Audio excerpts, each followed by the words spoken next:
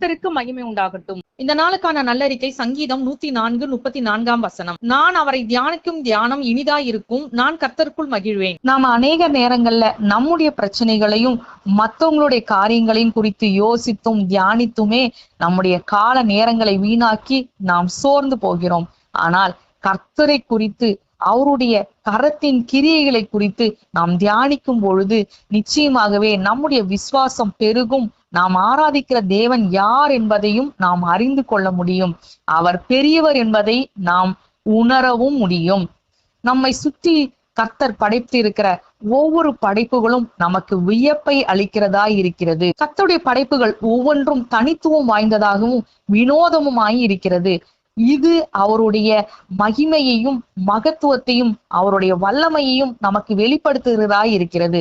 ஆகவே கர்த்தருடைய கிரியைகளை குறித்து தியானித்து அவரை புகழும்படிக்கு இந்த வசனத்தை நல்லறிக்கையாய் செய்யலாம்.